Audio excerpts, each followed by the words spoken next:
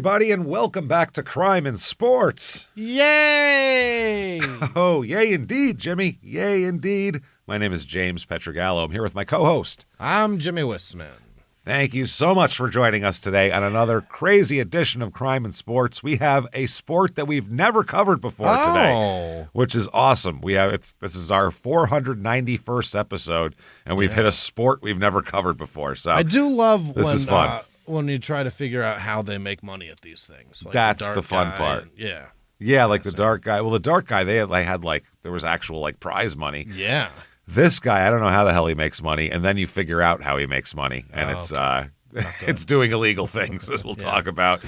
We will get to that, and we'll get to everything. First of all, though, head over to shutupandgivememurder.com. Please do. Get all your merchandise. Get all your tickets for live shows for Small Town Murder. The full slate is for sale for 2026. We start in Nashville, we end in Boston, and we're bunch of other places in between. There's also one Your Stupid Opinions live show on March 21st in Phoenix as well. So get all your tickets, get all your merchandise, shutupandgivememurder.com. Yes. Do that. Hope everybody is excited for this week. It's a Christmas week, so that's always fun. Yeah. Have 35 people coming to my house, of course. It's going to be a scene, man. I enjoy that though. 15, I like it. Something like that coming over here. I love it. Christmas Eve is my favorite. Of family anymore. It's Everybody's good stuff. dying. Yeah, they're dying off, but we'll still gather somebody. Whoever's left, we'll gather them up. Expect me to feed them. Oh, God. Get yourself Patreon. Yeah. Patreon.com/CrimeInSports is where you get all the bonus material. Anybody $5 a month or above, you're going to get so much stuff, first of all. You're going to get, as soon as you subscribe, you're going to get hundreds of back bonus episodes you've never heard before of Crime in Sports and Small Town Murder. Then you get new ones every other week, one Crime in Sports, one Small Town Murder. This week is no different. You're going to get all that stuff. It's going to be so much fun. We can't wait. And in addition to that, you get all the shows we put out, Crime in Sports, Small Town Murder, and Your Stupid Opinions, all ad-free. What? As well. Ad-free, absolutely. Wow. So it's amazing. And you get a shout-out at the end of the show. Patreon.com/CrimeInSports. That said, let's get to it. Here we go. Let's find ourselves an asshole. And I think I found a good one this week here. This is Nathan Baggaley. Baggaley? Baggaley. Baggaley. That is Baggaley. Baggaley. Nathan. Now, Nathan is an Australian guy, and he is a canoeer.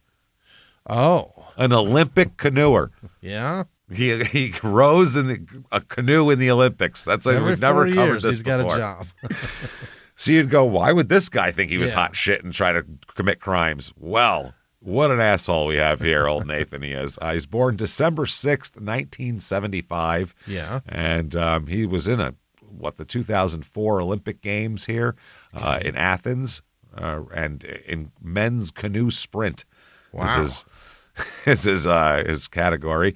He's also in several world championships that we'll talk about over the years there. So he's a hot shit rower. His dad is Noel Baggaley, and his mom is Sue. That's her name. Younger brother named Drew. Yeah. Drew. Sue and Drew. Yeah. So apparently he liked to surf and shit like that also. He's a big beach guy. Yeah. Yeah, he likes hanging out at the beach and surfing. And Nathan and his brother Drew grew up in Byron Bay, which is like an Aussie beach town. Sure. It's like growing up in, Malibu or something. Right. I don't know. I don't know if it's that fancy, but beachy. It's the nice area. Yeah. Beachy is what we're getting at here. Apparently their family is a good family that he comes from, a happy family. The whole family's into water and sports and combining the two of them into water sports and all this type of shit. So he hangs out around this Byron area. Everybody says he's, just like tanned and on the beach all the time. Yeah. And sounds like an idyllic lifestyle he grew up with. Just doing great. They also were volunteer lifeguards as well for surfing. Sure. The family and shit like that. They grew up Catholic, went to church and shit like that too. Drew was regarded as a mentor for a lot of the young beach kids. Yeah. Nathan's brother here. But I guess later on, Drew kind of fell out of the scene when a lot of people said they remembered him out drinking heavily and frequenting all the bars, basically. So he stopped hanging out at the beach and got more into the booze. He hung out at night spots like, quote, cheeky monkeys. Yeah. Yeah, got to hang out at Cheeky Monkeys. Who wouldn't hang out there? That's such an Australian bar. That's British for like flirty pussy, isn't it? Yeah, it's flirty pussy or like Cheeky monkey. You fucking perverted weirdo, or but in a wink type of way. So each brother was pursuing their goals. Drew wanted to study and do well in school, then be part of the family's oyster farming business. Oh. Which, I mean, we both, Jimmie and myself, everyone listening, you don't know this, we both come from a long line of oyster farmers. This is a very personal episode for both of us. The oyster farming business is in our blood. It's dirty work, but it's dirty work. Yeah. Someone's got to get those oysters, man. Somebody does. And also, he wanted to play competitive rugby. Okay. So he's into rugby and oyster farming. Again, my two passions. My two passions. He smells terrible. Smells of oyster and fucking BO stink here. Fucking rugby crotch he's got. Nathan focused on kayaking.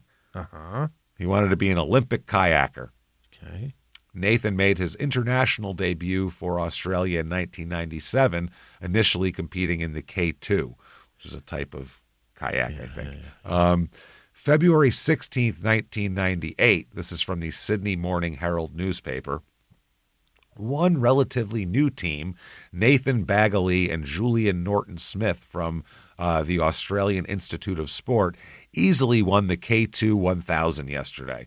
Oh. Nice. The pair have been paddling together for only 12 months, yet have already recorded a 7th World Championship placing. So they must be a good team. They got their rowing in sync. 7th place, yeah.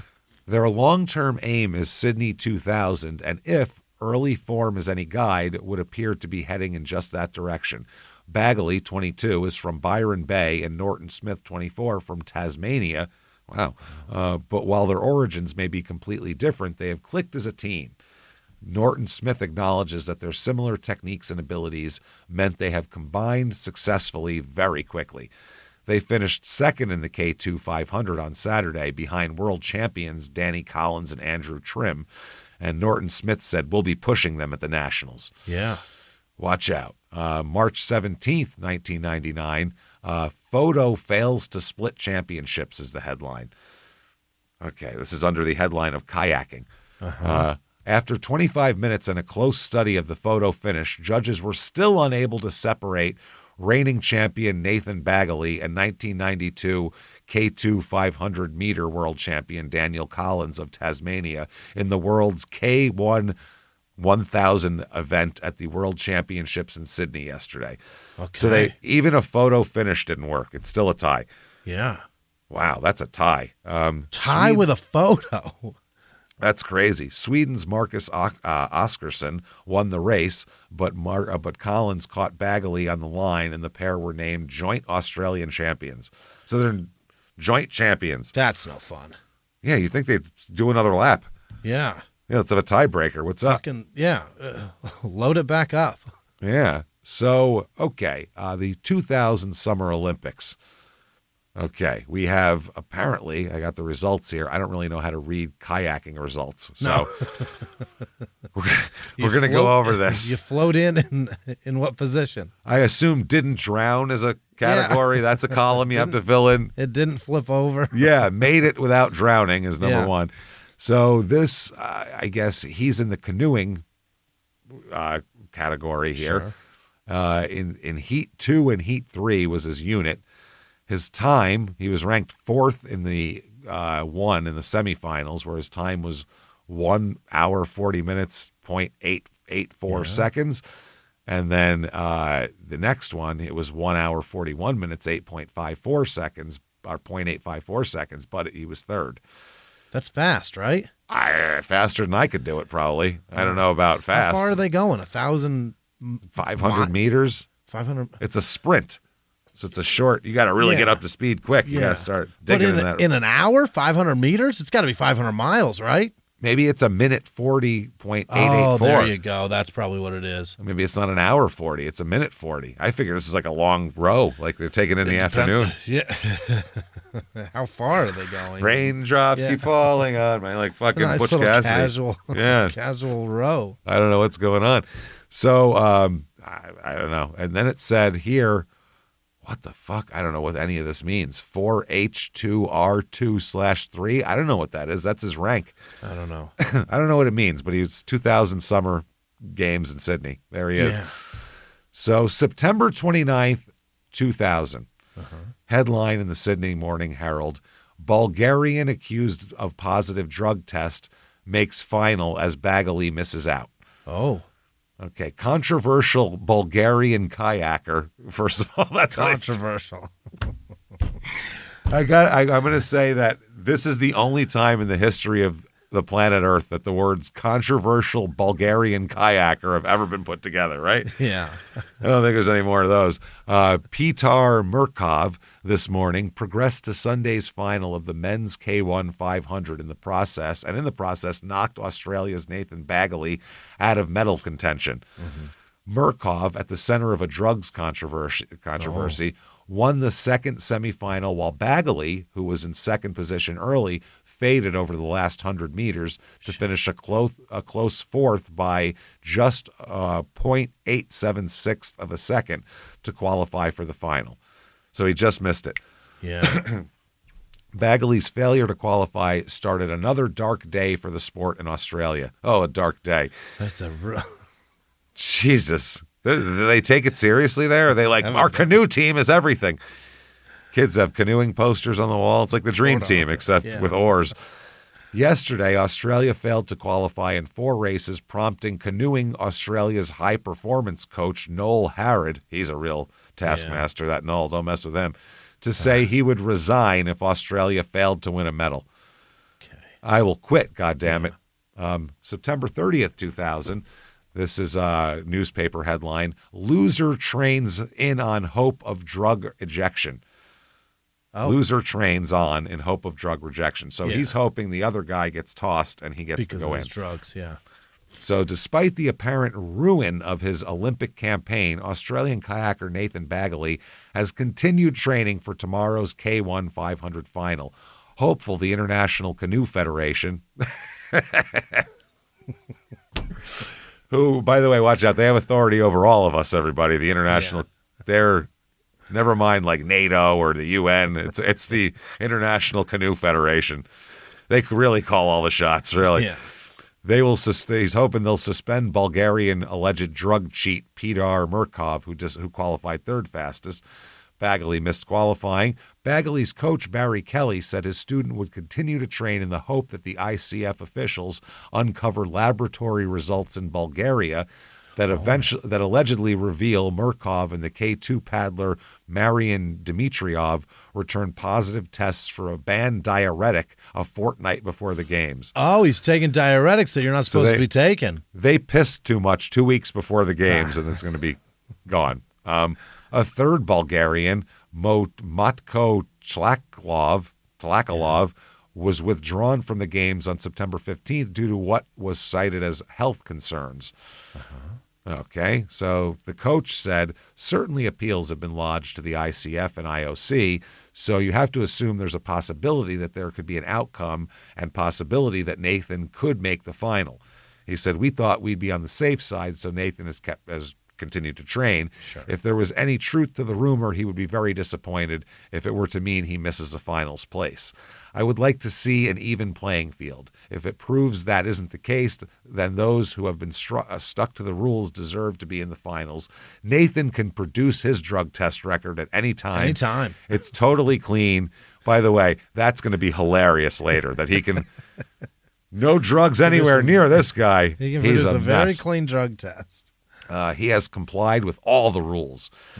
2002 World Championships in Seville, the K1 500 meter, he wins a gold medal. Hey! Mr. World Champion, baby. Best rower ever. Look at that. Then in the 2003 World Championships in Gainesville, that's where the world all goes. That's where we want to show the world, Gainesville. Good. We'd like to show you a college town in Florida, everybody. Right. Come on in, international fucking people. He wins the gold in the K1 500 meter again. Oh. So that 500 meter K1, he's a badass. Really? He also competes in the K1 1000 meter. Oh. And he wins a bronze in that. What is So it, 3,000 feet? That's over a half a mile, right? that's a long way to Yeah. fucking row fast, I would Yeah. think. So September 13th or 15th, 2003, athletes aim to win their place in 2004 Olympics in Greece. So this is him trying to do this. He had a qualifying time of 1 minute 37 seconds, .541, and also qualified a kayak for the 2004 Olympic Games in Greece. Great. He said it takes a lot of perseverance. It's like one big learning curve. You only get one shot each year. If you make a mistake, you'll fix it. Okay. You got to fix it after Eventually, that. yeah. Yeah, eventually. He said he would try to meet another Olympic standard when he returns to Australia and attempts to represent his country in Greece. Additional competitions will be held by individual countries to determine who paddles their canoes and kayaks in the Olympics. Sure. He said, I've beat the best in the world. Now I have to go back and be the best in my country because he still has to compete to get the slot to compete for Australia. They're talking about a big rivalry with him and Andreas Dittmer. Oh, he's like Ivan Drago. We all know him. He's the bad guy of Germany who won the world championship gold medal in the 500-meter canoe competition. Dittmer said he won the Olympic gold medals in 96 and 2000. He said he did. Did he or didn't he? Or the newspaper. Right. That's how little canoeing matters to the basic public. They go, Right. He said he won gold medals in the Olympics. We didn't check it. I didn't think it was that important. Honestly, who gives a shit? But you could say right now, when you introduce yourself, I'm an Olympic gold medalist in canoeing, and people believe you. What are they going to... I mean, you could believe certainly you. Google it now. You can Fuck in Google the it, yeah. 70s, you could have said anything. Yeah. But even now, they'd be like, Yeah. I mean, before they got a chance to Google you, if you just said that, they'd be like, okay. Oh, wow. You wouldn't go, you don't look like an Olympic canoeer. You go, okay, sure, why not? I guess. So Dittmer says, I hope to make it a triple. Hopes to go 3. So let's see here. In the men's kayak singles 500 meters, Yeah. Nathan in the semifinals, round 1, final round, semifinals, round 1. Okay. He comes in 4th, 3rd, and then 3 second-place finishes. It looks like. Right. I don't know. Then in the kayak singles 1,000 meters, here there's a 4th finish in the final round. Round 1, he's 2nd. Yeah. Semifinal round, he's 1st. Oh. And then 4th in the final round. Now, the men's kayak doubles, I guess stick another guy in the boat. Yeah. Looks like he was involved in that, and he won a silver medal. Great. Looks like the men's kayak doubles 500 meter and men's kayak singles 500 meter. Mm-hmm. So you get my man in a kayak, and he is now. Is a kayak and a canoe considered the same thing Olympic wise, or are those separate sports? No, because canoes are it's a different boat altogether. I thought so, definition wise. Yeah, right? I mean, I kind of want to see what an Olympic canoe looks like. It's Here he's not doing any canoeing. You know what? It says kayak singles sport canoeing, so it's the same thing. yeah, it's the same thing. Just looking Canoeing at is the sport. What Kayak the is the fuck? Okay, so now we don't have to be confused. Yeah, and they got doubles where they got Yep. they got quadruples. They got 4 of these motherfuckers in one of those Yeah. tiny things. Yeah, then Wow. it's like crew at that point, right? Yeah, that's a whole ass. You It's a got whole team. Who's the captain? Somebody's Where's got to the- be ship. Where's the coxswain yelling at people? Somebody's got to be registering this ship with the Coast Guard. It's getting big. Jesus Christ. So 2005 here, World Championships. So in the Okay. Olympics, he's got a couple of silver medals. Great. That you can't beat that. That's great. No, Well, you that's- can with a gold, but outside Yeah, of that, but you can't that's- beat that. It's second best. just one. Only one guy can beat him. Only one. So in 2005 in the World Championships in Zagreb, from Gainesville to Zagreb, he wins the gold in the K1 500 meter and wins the bronze in the K1 1000 meter. So he seems to be better at a shorter sprint from what I see here. October 14th, 2005. This is after the World Championships. Here we go. Canoeing in the paper here. Yeah. Under that, it says Australian champion tests positive for steroids. God damn it. He's a canoeer. Just think about that. You don't think that guys in the NBA and NFL where hundreds of millions of dollars are literally at stake. Yeah. I mean, if you can be that good, you can get a deal that guarantees you hundreds of millions of dollars, at least in the NBA. In football, it's a little shadier with the guarantees, I mean. Sure. You know, and all that kind of shit. And you don't think a fucking Australian that does it if this guy will use steroids, you don't think those were. He does this shit for free. Yeah. You think that he's not going to... The canoe they're doing too, James, I mean, if you're jacked, if you are ripped up, because they have like a leg up, they're sitting on a knee, they have a knee up, so they're like in... What position would that even be? On one knee? I mean, you're in the... Almost like you're getting ready to sprint off in a race. Yeah. When they drop to that position where they're on that and then they pop up. And then they got a fucking oar in their hand with this long-ass canoe. It's wild. No, it is. It's wild. If you're jacked and on steroids, you can get that boat moving. Absolutely. I totally get it. Sure. And if you're jacked and on steroids, you can hit a ball 500 feet. Yeah. And you can fucking muscle somebody out of the way for a rebound. And, Definitely. you know, so why would you think that every single one of these guys aren't on something if this guy's on this shit? Yeah. Give me a break. So he's tested positive for steroids and has withdrawn from the Canoe Marathon World Championships in Perth coming up this weekend. Australian Canoeing said Thursday that Baggaley tested positive for the steroid stanozolol,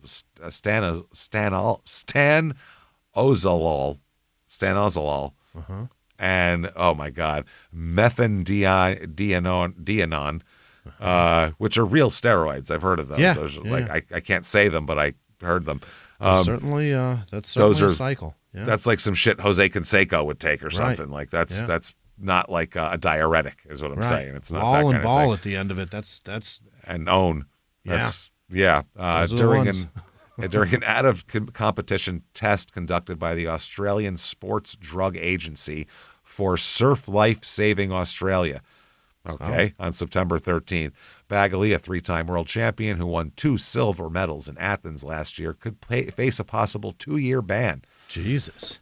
So here he is. He is banned for you, sir. May fuck off. 15 months for using steroids. Shit.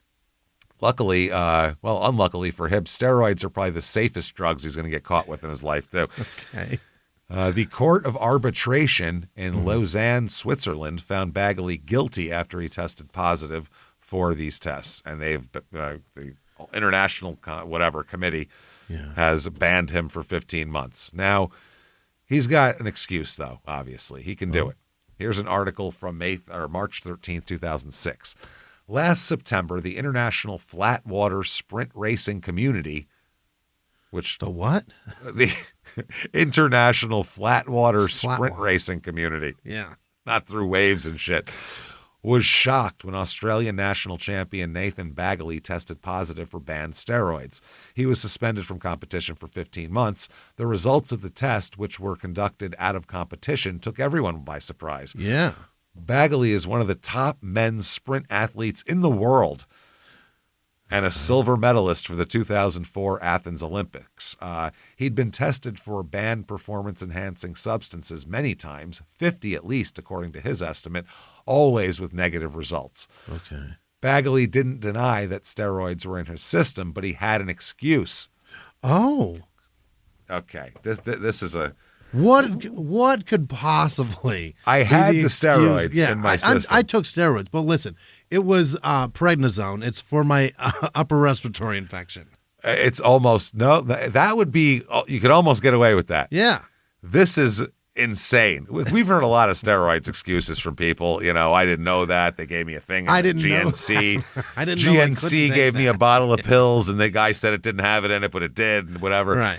He said that a relative who was recovering from an injury had been given steroids medically. Yeah. And this particular gentleman had mixed the drugs into a pitcher of orange juice, just left it in the fridge. And Nathan unknowingly poured himself a glass of the orange juice and then, of course, turned into the Incredible Hulk after that. So, you know what happened? I drank the bicep orange juice instead of I meant to get the other kind. instead of the Tropicana. Holy shit, that is wow. Wild. He said, and this is what he wrote on his website for some reason. I am pleased to say that the judge found that I did not take any performance-enhancing drug deliberately. I'm pleased. I'm pleased. He said, I have learned a very tough lesson as an athlete, you must be aware of everything you consume, even in places you know and trust. Get the fuck out of here. You're an athlete. You know what you're doing. And the guy, he didn't put like a Post-it on it that said steroids in here, don't drink. It's orange juice. What if a child started drinking it? What are you talking about? Mike's special stuff on it? Yeah. Jesus Christ. You got to be kidding me. But he said that he wants to get well and be all good and ready to bounce back in time to qualify for the 2008 Olympics. And he said after 10 years of competition, I could seriously do with the rest. Yeah. He was acting like this is actually a positive thing, this whole thing. Thank God I got banned for steroids. Okay, so he is ready for 2008. He is on the right path. Yeah. He's rowing in the straightest line you've ever seen. The water is flat as can be still. February 7th, 2007, not good. Okay, he is arrested by Gold Coast police on Monday night. Police allegedly uncovered 762 ecstasy tablets. 762. That's ecstasy tablets. That's a lot of tabs. That's hard. Yeah, 762 is a good amount. Yeah, I mean, a bottle of Advil usually comes in 30 to 60. That's 10 bottles. That's a lot. It's a lot of bottles. It's a good amount. A quantity of unknown white powder as well. Gee, wonder what that is. Cannabis and more than $1,000 in cash, all in a car occupied by Nathan here. And the what is this, NSW? New South Wales. Yeah. Surf ski representative Kane Thomas Battersea. Or Batiste, I don't know. Several other athletes who share a house at Mermaid Waters with Baggaley were questioned by police late on Monday night, but have not been charged. The house occupants did not include Baggaley's former girlfriend, the world record-breaking swimmer, Sophie Eddington, who ended their 2-year relationship a week ago. Oh, he was dating her. He was dating her. She dumped him, and then he gets arrested for a bunch of drugs. He's having a bad month. Has a bad month. Baggaley currently serving a 2-year sports sanction imposed by the ICF, the International Canoe Federation. Yeah. He appeared in Southport Magistrates Court charged with 5 drug offenses, all of which carry maximum 25-year jail terms. 5 of them. 5 of them. But I mean, that's probably with, a bunch of priors. Batiste, 19, has been charged with 6 offenses. So the other guy has been charged with 6. The charges include possessing dangerous drugs, supplying dangerous drugs, and receiving or possessing property from trafficking or supplying outside Queensland. Right. Batiste has been charged with possessing a car for commission of a crime. So literally driving a car that had drugs in it. Yeah. That's a crime. That's a separate crime, which is very stupid. Yeah. The men are confined in their homes between 7 p.m. and 5 a.m. So they're on house arrest. Yeah. They're due to appear in court again in April and have not entered a plea. Police allege that Baggaley and Batiste drove to Byron Bay on Monday to collect a quantity of tablets. Police say they intercepted the car at Mermaid Waters and searched it at 10:50 p.m., and that's what they found. Now, apparently, his rowing partner, Clint Robinson, said the first emotion I had was extreme sadness for Nathan himself because I've never known Nathan to be like that. He was just always one of those blokes who was damn hard to beat if I got on the water against him or with him, and a real hard trainer, and it was just a very big shock to me. So if he is convicted, he will be banned for life from competing at any level under the World Anti-Doping Agency Drugs Code. He just got started. I don't know how long you go in kayaking, but that one guy had 3 Olympic cycles he was doing. The International Canoe Federation imposed the 2-year ban as well. That's due to expire in October of 2007. This overrides the 15-month ban imposed by that, though. So, yeah. July 3rd, 2007, you think he's going to really... Yeah, he got to Get it lay together. low. Yeah. Lay low. Just be on the water. Yeah. That'll calm you down. You know what I mean? No, instead he gets arrested again for something else now. Oh. Charged with stealing a surf ski. What is a surf ski? Is that like a water ski? A jet ski? Maybe that's what that is. Yeah. Maybe it's one that you can craft. surf. It's a craft. Yeah. Fuck yeah. Yeah. He's accused of stealing the craft from the Byron Bay Surf Club on Monday night. The place he's been his whole life. Yeah. He's stealing a canoe. That all the kids are looking up to because he's the guy doing. He's stealing a fucking jet ski. No, it's a surf ski. It's like a fucking canoe. It's okay. Something you can go out there and practice in. But he stole a boat. Yeah. Jesus. Police say witnesses saw a man leaving the area with a lifesaver ski strapped to the roof of his car. So he stole a lifeguard canoe he stole to his car. Put it on his car. He didn't go out and take it out in the water and steal it. He put it on the car and drove away. This is mine now. If you took it out in the water, you'd be like, well, he'll be back eventually to the shore and see if he puts it back. But he was driving away with it. That's mine amazing. Now. Yeah. Wow. He was arrested 2 hours later. He is granted conditional bail. Okay. So he's having problems. That's July. So we went from, he's arrested, what was it? February 7th, 2007 is the drugs. Yeah. July 3rd is the stealing. Then November 22nd, 2007, he is arrested again. What now? What the fuck are you doing? He's really doing it all wrong. What are you doing, man? Life's falling apart now. But like you do this when you're like famous and you just broke up with like some pop star and she's fucking a rapper now and posting pictures of it and you got life-changing money that none of this matters. And you've been in a sport that gives you brain damage. You're like Antonio Brown and you've got some passes, but you've taken some hits. Yeah. This guy's a goddamn rower. What kind of balls is on this guy to think he can fucking act like this?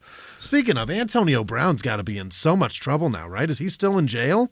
He's in a lot of trouble. That's not good, right? He is, according to the police, he's in a lot of trouble. I don't know.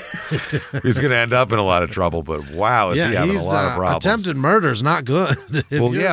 We did that one bonus episode where we did all the updates, and he was still like in the Middle East hiding out, wasn't he? Like in Dubai hiding out. They arrested him. Yes, I know. They arrested him home. now. He was like hanging out in a hotel room or something. Yeah, and this is, I'd still rather be Antonio Brown than this man. Yes. Yeah. At least there's highlights of him doing crazy things. This guy's like, no one's ever bothered to take a picture of me doing anything I did because it's rowing, in a canoe. Right. At least there's a reason. That shot from Vontez Burfict, at least there you can look at that highlight and be like, well, there's probably a problem there. There's at least one arrest with that. It's going to come from that. There's at least a series of poor decisions mixed up in that chain reaction. This guy, how do you don't get that from him. There's no damage here. No, there's none. So that is wild. He's arrested again. He's facing new charges. He got arrested with his brother. Now, him and his that's nice. When when your kids are working together, that feels good. Doesn't it feel good if you just see your kids, they could be doing anything. They could be one washes a dish and the other dries it, and you're like, warms your heart to see them working together. These two had a bigger operation going on. They were manufacturing and trafficking ecstasy, apparently. Oh, he's making it now. Making it, pressing the pills. That's where the money is. You can't just buy them from someone. You Yeah, make them yourself. Yeah. You get a bunch of shit from China and mix it up and press them yourself. Now you got some dough. What even is in that you can make it into a substance? A bunch of speed, I know, number one, probably. Yeah. That's probably a lot of it. The new charges come a month after he was told he can never return to competition due to another drug. They finally said, you're banned. Now, he's arrested in northern New South Wales along with his younger brother Drew after an investigation into the manufacturing and trafficking of MDMA. Oh, boy. Which is what he's doing. The police said they seized 28,500 ecstasy tablets. Holy shit. Wow. That's a lot. 28,000? 28,500. I can't even picture. I can't even picture how many that is. Like, that's a pile. This desk in front of us right now. It's a big podcast desk. It's enough. I think the whole table full of Do you have more a bottle of stacked Advil high. over there? Yeah, it's right Do you? here. How many are in that? How many are in that? It's one of the 90 bottles. 90. Big 90s. Do you want to put them back together? Well, Empty that shit out and let's see how many that is. How about just how many bottles is that? Yeah, look at that. That 100 would be 9,000. Yeah, 100 bottles. It's 2,800 of that bottle. So you need. Wow, that's a lot of pills. So yeah, that's a lot. Wow, it's a shitload of pills. That's a pallet of Advil. And a kilogram of powder during a 4-month kilo. Investigation. Yeah. Wow. The kilo's a lot too. That's a big. That's 2.2 pounds. That's a shitload. Big brick. Yeah. Yeah, that's a lot. Powder is a lot. Powder that you're going to put into pills. Heavy. That's a lot. They were arrested in raids on 10 homes and factories. So this wasn't an accident. They knew. Yeah. This is a big operation that they did. Police said that they confiscated the drugs, and these drugs were bound for the popular Gold Coast tourist area in Queensland. Yeah. The squad commander of the police people said, "We will allege these seizures will have a significant impact on the availability of illicit drugs, particularly in this region of New South Wales and on Queensland's Gold Coast." For about a day and a half. Yeah. But someone else will press the pills then and make them because it's a business. It's a vacuum, right? When one leaves, another gets sucked in there. It happens every time. It's the same thing. It's drugs, man. Have we not figured this out yet? They sell themselves. Yeah. Remember when everyone was so happy? Hey, Pablo Escobar got caught. Blah blah blah. Another guy, a minute later, did the exact same thing. Snaps right in. There's a void in the market. His roots, his everything. Yeah. Someone will do it when there's millions of dollars at stake. Amazon was an illegal operation. There'd be another Amazon tomorrow. There'll be another one tomorrow. Yep. So one of these companies would step up. So in July, he was committed to stand trial for the 762 tablets found the first time when he was driving.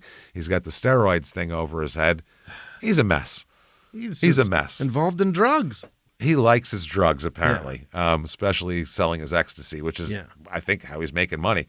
Sounds like it, yeah. I shouldn't have been stealing canoes then. The fuck are you doing? Well, yeah, you probably should have been able to buy one if you got 28,000 ecstasy tabs. Fuck yeah. People buy cars all the time from selling drugs. You can't get a goddamn canoe? What are we talking about?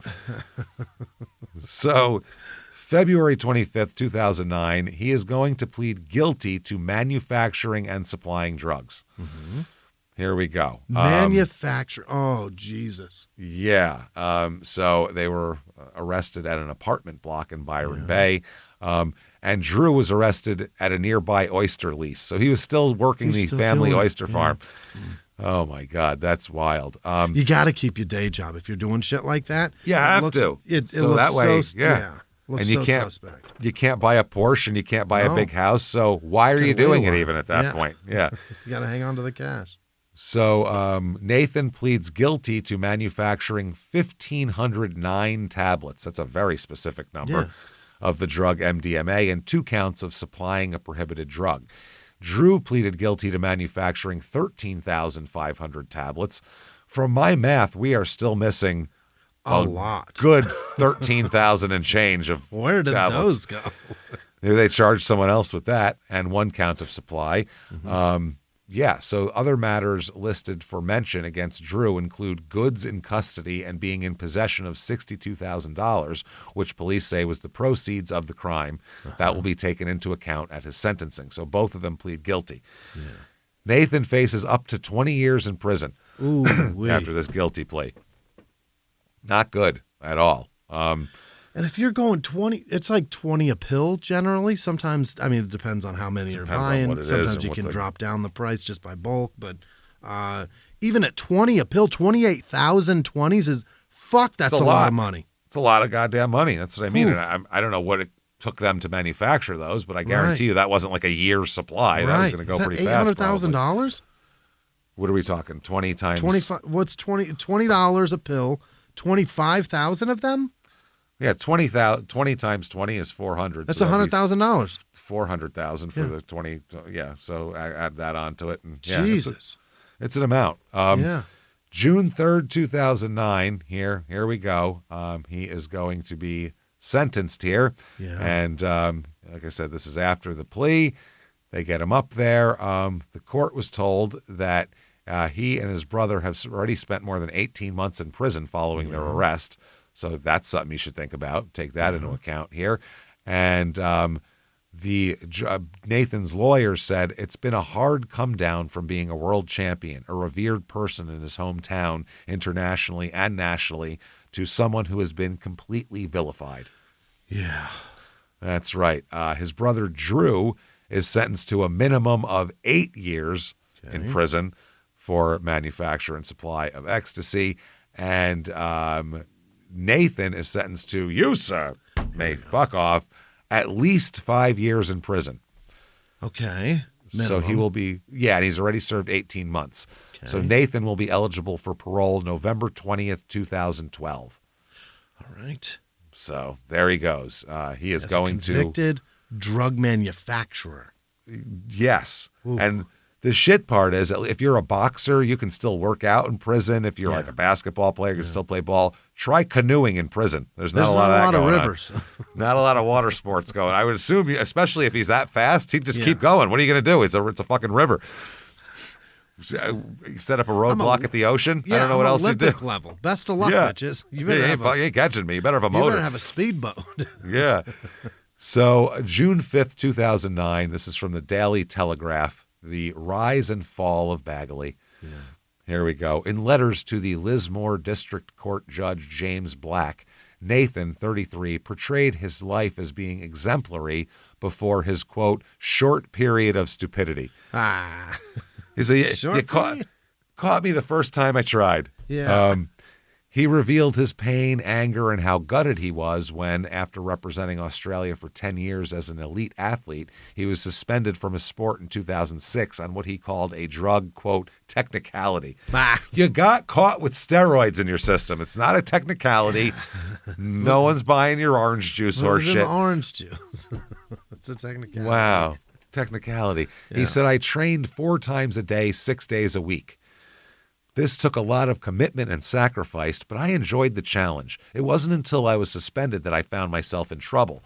I lost my livelihood, my friends, my structured life, and worst of all, the respect of my peers. So you figured you'd just go all in and make tens of thousands of ecstasy tablets? No one likes me anyway. Fuck it. I'll show them. Yeah. He said, I struggled to accept the punishment for an offense I didn't commit. I also struggled as I was cut off from what I had truly loved, and I had put so much time and my life into my sport. He said he was cut off from any support from the Australian Institute of Sport. Mm-hmm. He said, quote, I felt cheated. As only 3 years before, I had received the AIS's most prestigious award, Athlete of the Year. Imagine your country... Imagine the United States Institute of Sport, Athlete of the Year, a guy in a canoe. Imagine that. That's how funny Australia is as a country. Sorry, Australia. I actually love Australia. It's cool as fuck, but that's not. Your sports are hilarious. They really are. A guy in a boat by himself with an oar. He's the best guy. There he is.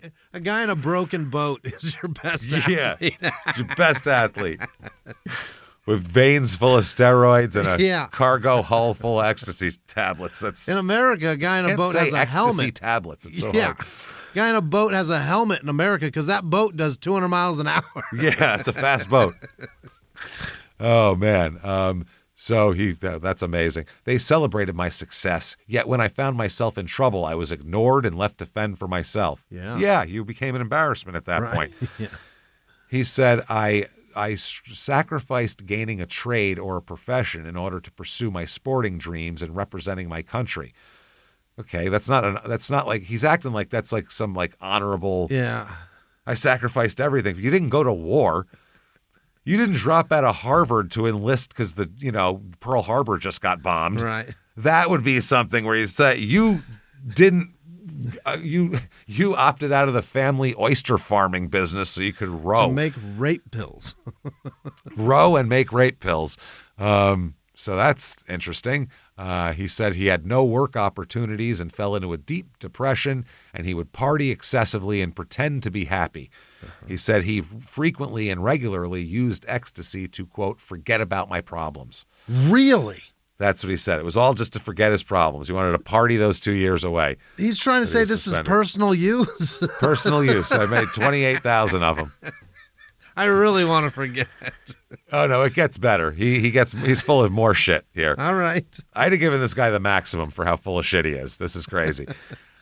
Things looked brighter as his suspension ending neared. Nathan developed a kayak making business and trained hard for future competitions and hopefully the Beijing Olympics. Right.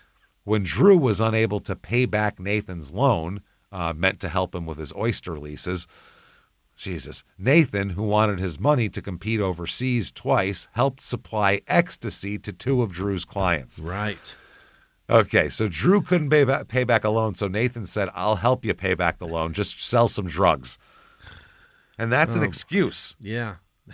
So you got your brother into dealing drugs to pay back a loan. Yeah, but you don't understand. You.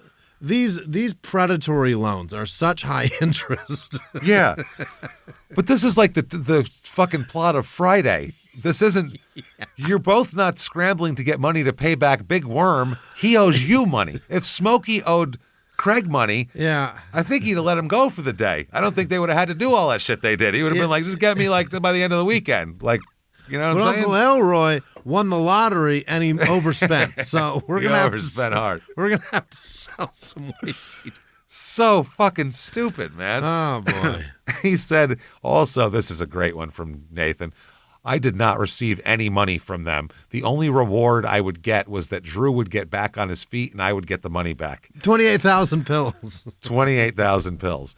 In his letter to the judge, Drew revealed the awful impact on his life after he came close to death when glassed in a savage attack outside a Gold Coast surf club. He got blasted by a beer mug? Yeah, he got, Jesus Christ. Good Lord. There's way more to these two than they're acting 100%, yeah. Way more. Outside the surf club. Not a bar, right. The surf club. Which probably means somebody owed someone money for something. And he became angry when his attacker received a light jail sentence. That's what he said. So that's obviously when drugs came in. Yeah. Now, there also been the devastation of the Baggaley's oyster farming business. His family suffered financial hardship following a 1998 chlorine spill into the Brunswick River that destroyed their oyster leases. I hate when that happens. The amount of times that an oyster spill has derailed this or a chlorine spill has derailed this podcast, I can't even tell you. That feels like sabotage to his oysters, right? Somebody did that on purpose? Who knows? Or maybe someone with a boat. Yeah. Who knows? Might have sunk or who the hell. I don't know. There's a chlorine boat. That seems like a better way to send chlorine than by boat, right? It seems like that's a bad way to do it. Feels dangerous. I would think so. You don't want to get that in the water. Environmentalists will have a field day with that. Yeah. They say he abandoned his tertiary studies to help support his family financially. Then as a result of the stabbing, suffered from ongoing post-traumatic stress disorder. Yeah. He became addicted to gambling and became involved with the criminal drug world. You were addicted to gambling. That's why somebody hit you in the face with a fucking glass outside of a place. Because you owed them money, probably. Allegedly. That's just, if I had to take a guess, I don't know. It seems like you certainly probably almost guaranteed had an issue with this guy. If you're involved in gambling and drugs, eventually someone's going to kick the shit out of you. It's just the way it is. You're gonna have a conflict. Unless you're rich. There's going to be a conflict. Unless you're rich. Sure. Yeah, right. Unless you're wealthy beyond everything. And then you can have other people do the problems for you. Right. That's it. Drew wrote, I was led deeper into the drug scene by a number of older, persuasive people. No. These are adults in their... I think Drew is like 30 years old, by the way. Yeah, but I respect my elders, and I do what they tell me to do. That's the way I was raised. I was raised this way, okay? It's a tribute to my parents how many drugs I sold. It's just called a tribute honor. to them. Have some. Come on, Jesus Christ. Look at our family crest. See that? It's got that stands for honor, and that's just a pile of pills. Never mind that.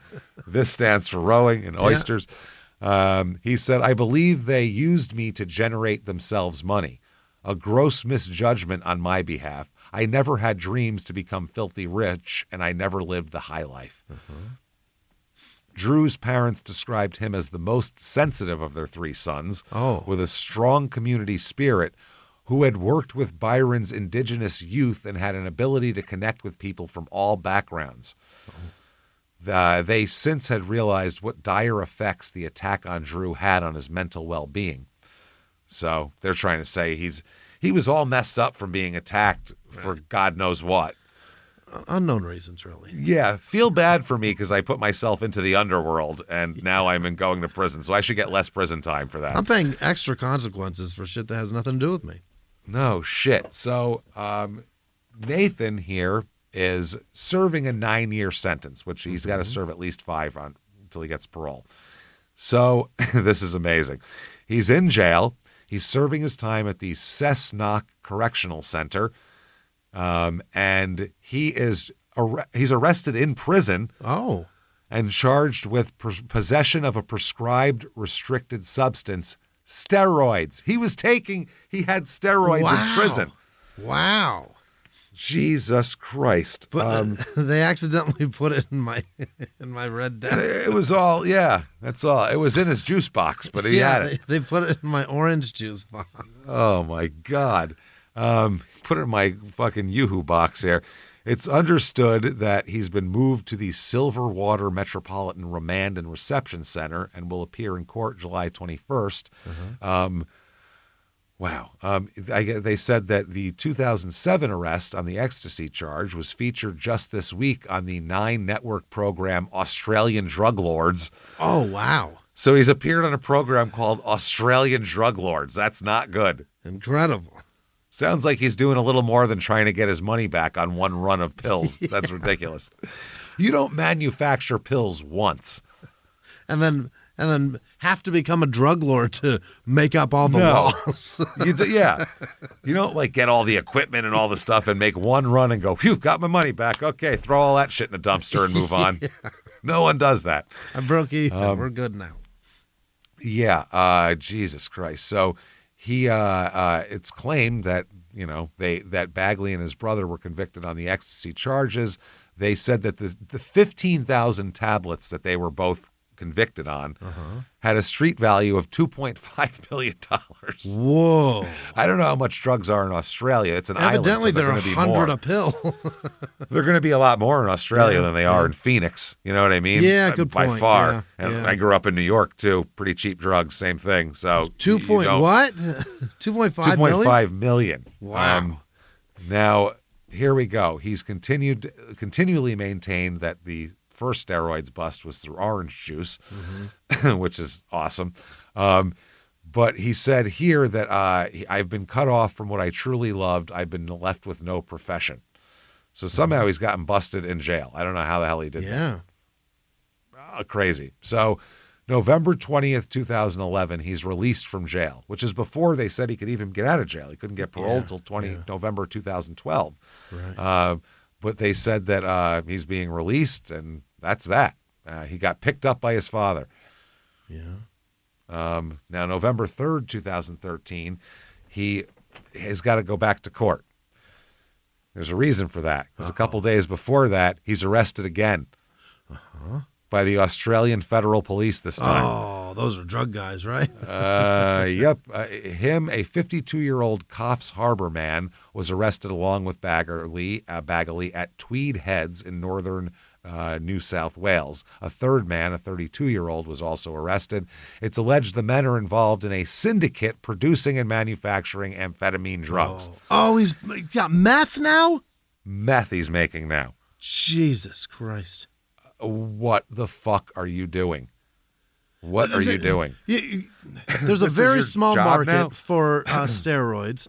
There's a little bit larger market for ecstasy. Huge, the meth market is astronomical. Yeah, well, I would assume it's huge, the meth market. You get return customers very much so. Right, yeah. But for the ecstasy market in a tourist area or somewhere like that, like I bet if you sell ecstasy in Vegas, you probably make a shitload of money. Yeah. You probably make a ton of money. Yeah, crazy. I think the Gold Coast is what they were doing, when people were hanging out. But meth is nuts. All bets are off. That's you could be. Get a corner, get yourself a tower like at The Wire and just set up shop and same people every day. Yeah. So, he is arrested. He pleads not guilty to all 6 charges.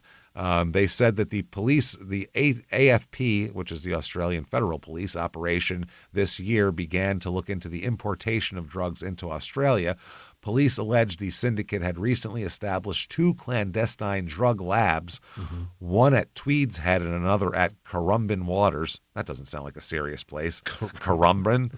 Currumbin. That's all I can think, too. Yeah. Police said they had to move quickly to dismantle the labs because of community safety concerns with labs both located in residential areas. So they got in a suburb somewhere, a nice house that doesn't draw attention. The charges are for the importation of a commercial amount of drugs. Oh, boy. What's commercial? A commercial amount. Like, you're going to set up a Walmart and fill it with this. That's a lot of drugs. He had a Costco amount. Yeah. That is not a pocket full. That's a lot. Yeah. That's like a ship full. Holy shit. A commercial amount of drugs, manufacture and supply of a prohibited drug. The maximum penalty for these offenses is life. Life in prison. Yeah. They said Baggaley looked fit and healthy and was composed during his court hearing, glancing at his family but not showing any emotion. Yeah. His mother and father are present, as well as his pregnant girlfriend, who was visibly shaken. Yeah. You dipshit. Get a fucking job, dummy. Jesus Christ. Bail was not applied for, but was formally refused, and Baggaley will remain behind bars, so he can't even get out on bail. Yeah. His lawyer said that his client would defend all the charges and that his client is holding up well and he's doing great. So he's going to remain behind bars here for a while. He's got to appear again to do pre-trial shit or figure out whether there's going to be a trial. So February 25th, 2015, this is fun. Good headline, by the way. Clever wording. Breaking bad news for Olympian Nathan Baggaley. So Breaking Bad News is real news thing, but it's also Breaking Bad News. Yeah, also Breaking Bad news for He pleads guilty to making meth. Mm-hmm. Wow, they must really people. He just pleads over there. Really? He pled guilty. I guess it's hard if you're in a place and they bust in and you're standing next to mountain piles of fucking powders. It's hard to say you didn't do it at that point. Yeah. What are you gonna say? You're with it. Yeah. Right. You have the You're stuff. holding it. Yeah. It's difficult. It's not even like a murder's even if there's no DNA. It's all circumstantial. This isn't circumstantial. If you were standing next to the corpse with a gun in your hand, you're in trouble. You're in trouble. That's it. So you better plead. Or plead. So he had to face 9 charges on the manufacture, import, and supply of large amounts of drugs, but having admitted at a court in Sydney to conspiracy to manufacture and manufacturing a marketable quantity of meth, other charges were withdrawn. So he pled to 2 and they dropped some. Yeah. He was he's really having problems here. His brother Drew, that was last time. No, that was this time. Okay, he's arrested. His brother Drew also pleaded guilty to aiding and abetting the conspiracy to manufacture drugs. Oh, boy.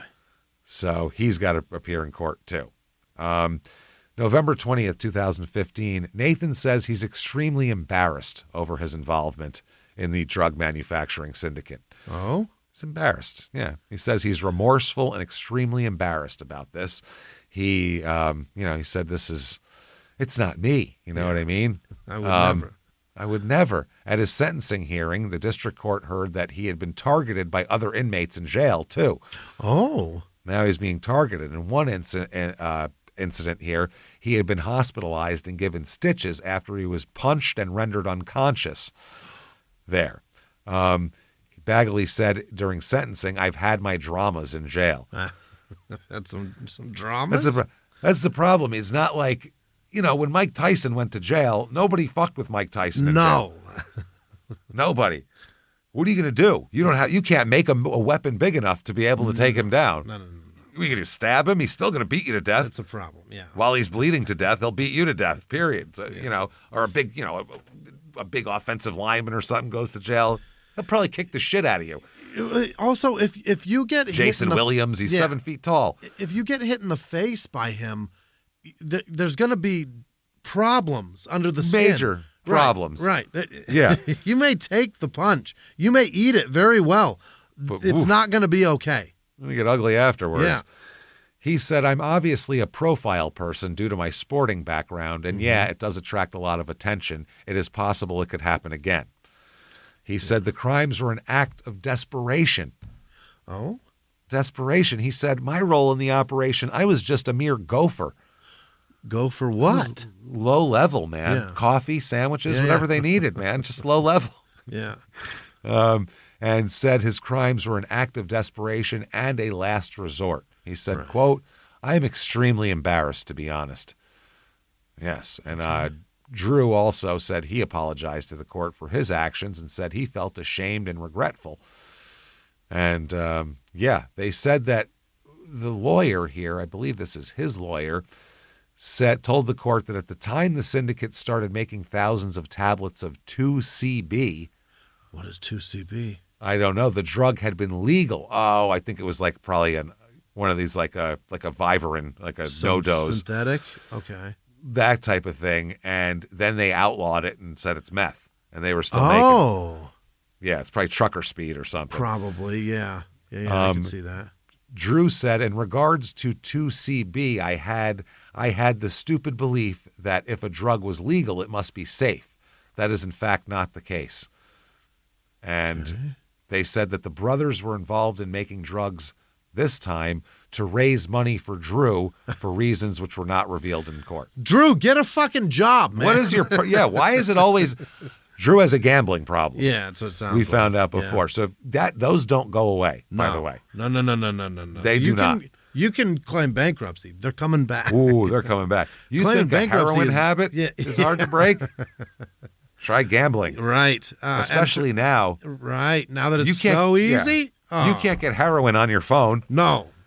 Like you can't like put your phone up to your arm and it goes in there and gets you high. Whereas you can literally grab your phone and feel better if you're fucking a gambling addict. Yeah.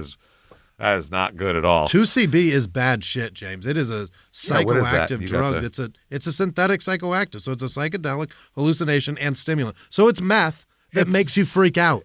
And it was probably marketed as like legal ecstasy. Yeah. Because we had a lot of that shit flying around the U.S. for a while too. That Toonies, legal Venus, ecstasy Nexus, shit. Bromo, Spectrum. Yeah, it's oh my God, it's mixed Quote with unquote legal. yeah, it's a pink With cocaine thing. Pseudoephedrine in it and shit like that, I'm sure, to make it, give you And then enough. they often use it for ketamine and MDMA.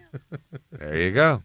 That's where we're going. That's his Not stuff. good. He just loves powders. Stop with the fucking powders. God damn it. Stop gambling. Stop with the powders. He's What doing is the wrong two with worst you things people? you can do as a human being that's self-destructive. Pick up a fucking Foster's and relax, bro. What are you doing? Have a drink. Wrestle a croc. I don't give a shit. Do Stop something. with the This is powders terrible. and gambling. This is going to ruin your lives. Yeah, take a picture with a kangaroo. Do Australian shit. What are you doing? This is Chew on ridiculous. some eucalyptus. Yeah, you're ruining everything. Now, their parents, Noel and Susan, also took the stand briefly and described how they would support their sons and their rehabilitation upon release from prison. Yeah. Upon release, the boys would live with their parents and work for the family's oyster farm, the court heard. Sue Baggaley said, I'm a very proactive woman, and these boys just don't know what they're in for. Okay. That's like a parent who gets you out of trouble at school, like, oh, he's in way more trouble at home than he is here. So, you can go, don't have to suspend him for a month because I'm really going to lay down the law. They tried that in court. When we get home. Yeah. These boys don't know what they're in for. They're in their 30s. What are you going to do? Your Honor, we're going to force them to work oyster farms pay free. They are grounded, number one. Number First one, things grounded. first, no internet. No PlayStation. I will not allow it at all. They can eat that shit. They're going to shuck oysters. Wow. That's incredible. So they sat side by side again at the court dock, these fucking idiots. So they have to come back for sentencing. Mm-hmm. They pled there. Now, March 18th, 2021, some time goes by. Not quite sure what happened with this sentencing on the last one. Since it's Australia, we get some gaps and some stuff that we can't find because we're not there and we can't have access to some shit. But, okay, so he was sentenced there. Now, March 18th, 2021. He's in a lot of trouble again. Yeah. He's in fuckload trouble. Oh, yeah. He is in court pleading to something because they have been charged with attempting to import a commercial quantity of a border-controlled drug, cocaine this time. He is really going. There's nobody that's gone up the ladder like these boys have. No, they're into drug making. They plead not guilty to attempting to import up to $200 million worth of cocaine into Australia. Who were they going to get that from? Well, that's probably over time. Yeah. It's that. So they are arrested. This is bad shit. Yeah. They're arrested. They're going to plead not guilty, but this is real bad. The prosecutor told the jury that Drew Baggaley and another man allegedly set off from Brunswick Heads in a small boat at 10 p.m. on July 30th, 2018. On the morning of July 31st, 2018, this is a quote, more than 360 kilometers offshore, a foreign ship sat waiting. The jury hears how it's alleged that the boats met in the middle of the empty ocean and a crew from the larger vessel quickly moved to throw black parcels containing more than 650 kilos of coke onto the smaller boat. Wow. That can't be too much of a smaller boat because that right there. That'll sink it. That's 2.2 pounds. So 650 times fucking 2 is goddamn 1,300. That's Jesus a lot. Christ. Yeah. It's a fucking lot of weight. Yeah. The prosecutor told the jury that each parcel contained up to $300,000 in cocaine, and the entire haul was worth up to $200 million. That's unbelievable. Which means if that's true, if any of this is true, they had to be in a bigger syndicate working for other people. Where the fuck are they going to get this? That means that somebody somewhere is missing a fuckload of cocaine, and they are not happy about it. Not happy. But this gets factored into the cost of doing business. Yeah. They lose You're going to lose some batches. Yeah.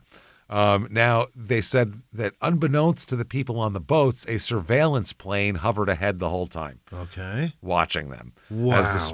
As the small boat with the two Australian men headed back to shore, the court heard Royal Australian Navy vessel ADV Cape Fourcroy began its chase. So now they have a naval ship after them. Wow. The court heard the skipper allegedly began arguing with Drew Baggaley, who urged him not to stop. The boat, he's saying, fuck that, go. Keep and the going. guy's like, no. He said he was instructing him to keep going, get back, get away. The court then heard that Drew allegedly began throwing parcels into the water as the Navy ship grew closer. They won't find these. Oh, my God. Boy. The court heard that the Navy allegedly retrieved nearly 600 kilograms of cocaine from the water. More parcels continued to wash up along the East Coast in the months that followed. That's awesome. Imagine that. You're looking for seashells, and you're going to come home. I found something better than seashells. So much better. So much better. Oh, my God, there's so much better than seashells. Check this out. So much better. Oh, my God, you got to come to the beach. It's the best. Always go to the beach. Go to the beach. We're going to the beach tomorrow, too. We can use the seashells to chop it up. Look. Look, I can put it in my hand, put it right up to my nose. Look at that. It's like a little spoon. Perfect. Seashells are good. Seashells. Okay, go to the beach tomorrow. We go to the beach tomorrow. We'll find more. I love seashells. They're great. So that's amazing. From Port Kembla in New South Wales as far north as Yeppoon in central Queensland. That is awesome. That seems like a long way. The court heard Drew Baggaley and the skipper on the boat were arrested and charged by Queensland Water Police that afternoon. Mm-hmm. They were told that the Olympian Nathan Baggaley was allegedly involved in setting up the exchange and waiting for the men to return. At one point, sending a text, quote, "How's things?" You moving that coke fine? Yeah, and then he said, "How's things? I'm on standby. Let me know what's G ... The text allegedly read. The prosecution alleged that Nathan had purchased the boat for more than $100,000, along with navigation equipment and a satellite phone. Wow. Dude, they're setting up a giant drug empire that Nathan has. He's out of his fucking mind. The court heard that his fingerprints were also allegedly discovered on the underside of the black tape used to hide the boat's registration number. Oh, my God. In an address to the jury, Drew's lawyer cast doubt on the boat skipper's claims implicating him, Drew's involvement in the attempted drug smuggling, and said, "You'll have to decide what, if any of it, you trust at all," the defense attorney said. Nathan's lawyer described much of the evidence as circumstantial. At best. I mean, a man fleeing from the Navy while throwing fucking kilos of cocaine off a boat is very circumstantial, everybody. Come on. Particularly referencing the fingerprints being found underneath the tape on the boat, allegedly. He said it may well be that he's touched the tape at some time in the past. To cover the registration? Why, unless he's doing something illegal? That? Yeah. That is crazy. So he's awaiting trial here, in jail. Him and his brother are in deep so much trouble. Shit. Yeah. But you know what the problem is, though? At this point, they're used to living more of a high lifestyle. Yeah. Like, they live you buy $100,000 boats, you're kind of living in style. You know what I mean? Yeah. So, like, they're used to a certain level of comfort that they're just not getting in this jail. Yeah. Instead, they're getting beat up and they're, getting fed kangaroo cakes or whatever the hell they eat over there. I don't know. So, they're having a hard time. They need to spruce this joint up a bit. Yeah. There's only one man who can help him. It's a long flight, but he's willing to do it for this particular case. It's Dexter Manley. Hey. Interior designer from New York City. And he says...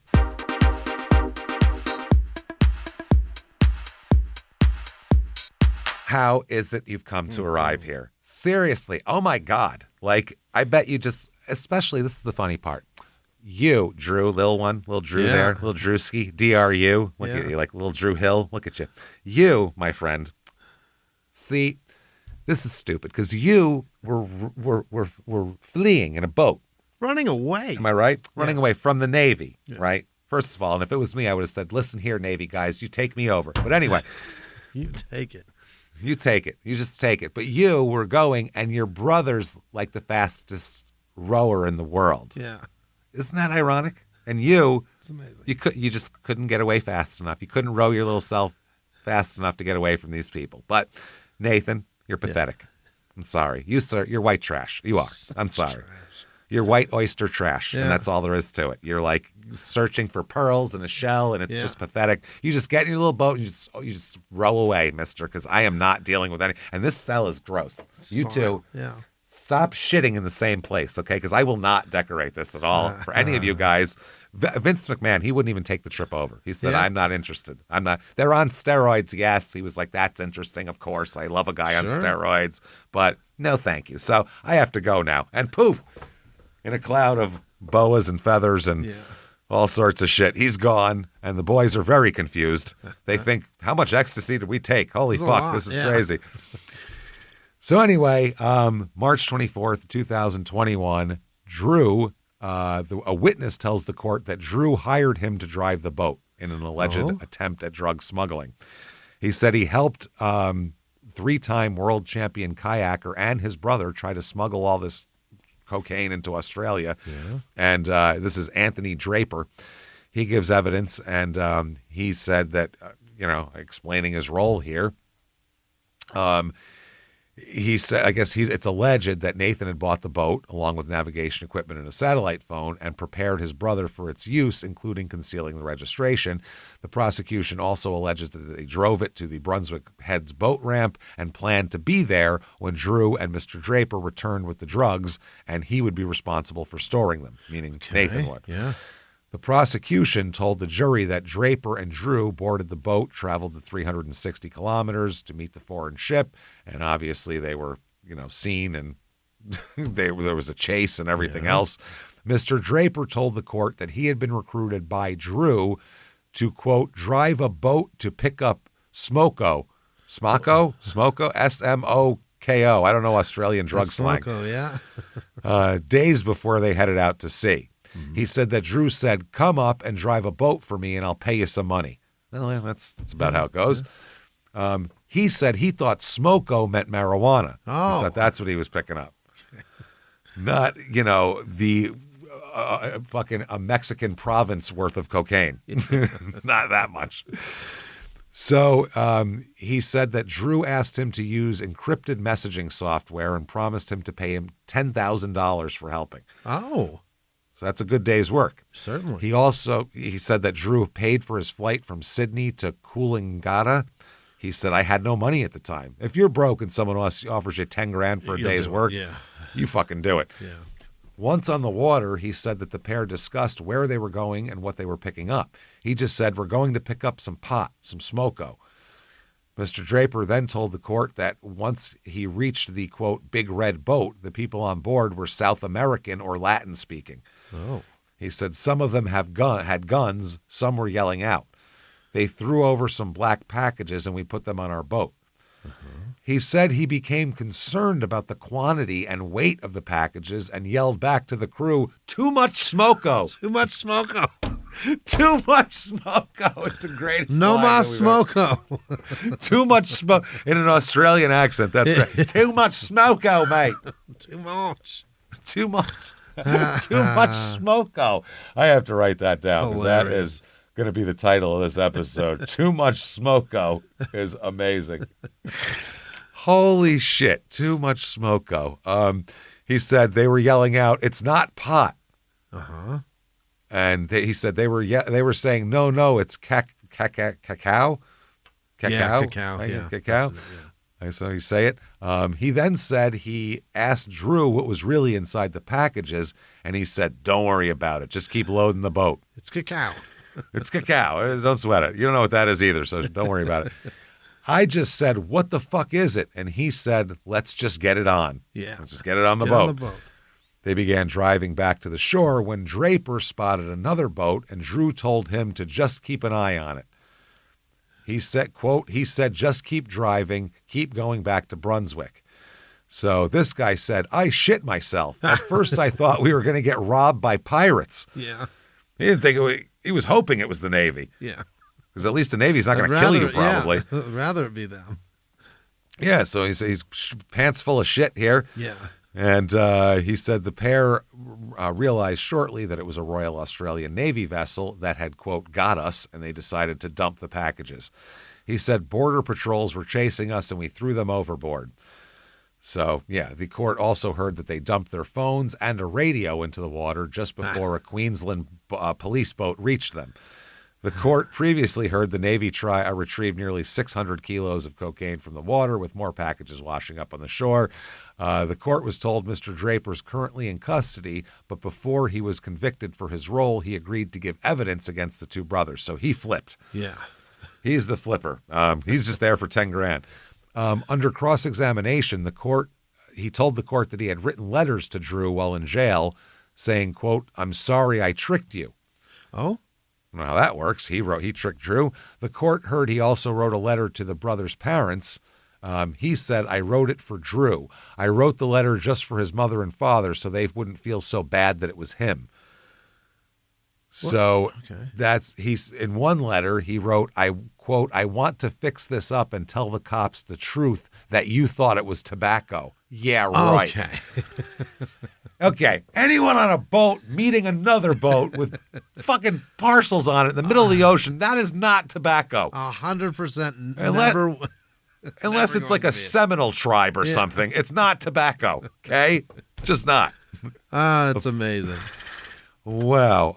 Mr. Draper told the court he had not been coping well in jail, and in one letter he said, I have to get out by any means possible. He said, I'm thinking about talking to the AFP to get a discount on sentencing. So they're trying to say that he's lying. Uh-huh. But to me, the most he could be lying about is he's more involved than he said he was. Right. But Drew and Nathan are still just as involved. they're still the guys. You know what I mean? Tobacco, Drew thought it was tobacco. That's is what so he's saying. funny. Yeah, that's crazy.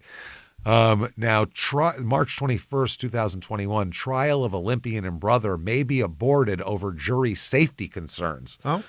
This is a big operation. It's not just these three guys. There's guys with guns and shit involved here with this kind of product. Yeah. So the trial involving an Olympic kayaker and his brother accused of trying to bring $200 million worth of cocaine in the country may be aborted after a juror claimed they were followed from the court and through a Brisbane train station by someone who had been in the public gallery.